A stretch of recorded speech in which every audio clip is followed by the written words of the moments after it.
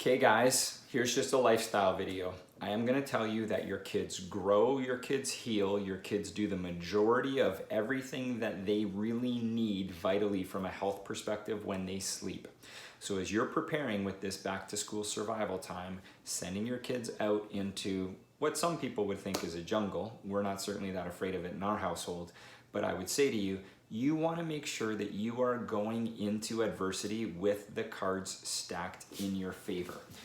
When you go and you encounter anything, you always want to walk into that adversity as strong as you can.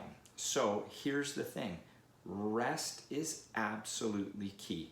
If your household's anything like my household, this last little bit, I mean, these kids have been off school since March. They're out of routines, they're staying up later, they're sleeping in longer. It's not that they're not getting their sleep, but it's coming at different times than it is from the structured school day. So prior to school going back in, we need to reestablish some of these structures in a healthier way. Your kids need to get proper rest. They need to start getting rest that's in accordance with the circadian rhythms of the earth. We get our best rest when it becomes dark outside, and we do best when we rise in the sunlight waking hours. So we want to start to get our kids to bed a little bit earlier and waking up a little bit earlier so that their systems don't get shocked and transition in a very challenging way as they head back to school in September. So towards the tail end of August, start making that transition happen. Allow your kids to have the proper rest that they need. When they're resting, their body's releasing growth hormone, it's recovering, it's reducing inflammation, it's doing all kinds of really, really great things.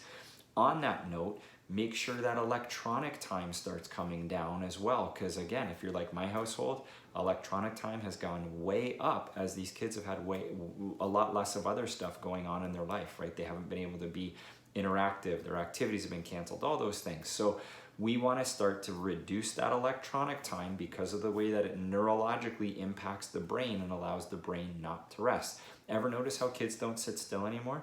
They don't just do nothing, they don't just read, they don't do any of that stuff. They've always got to be going, and it's because they're so stimulated, predominantly from electronics, that their brains are just wired now to always have to be doing something.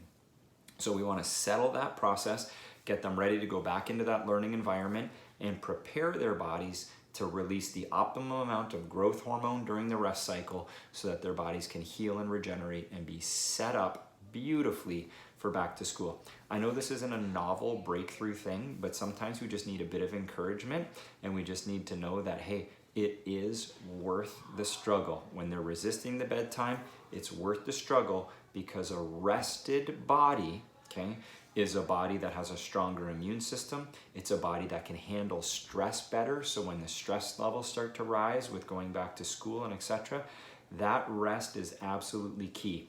I've been using this ring on my finger. It's called an Oura ring. It's the same ring that the NBA is using right now to help determine whether or not their players are healthy or if they can predict any type of abnormal COVID action in their body. And so this Oura ring would measure everything about the way you rest and the way you sleep and what your heart rate values are and all of these different things in a very advanced way.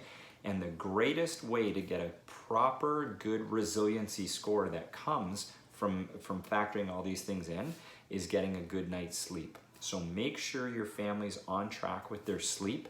It is super important as you head back to school to have all that on track. Bless you guys. We'll see you on the next video.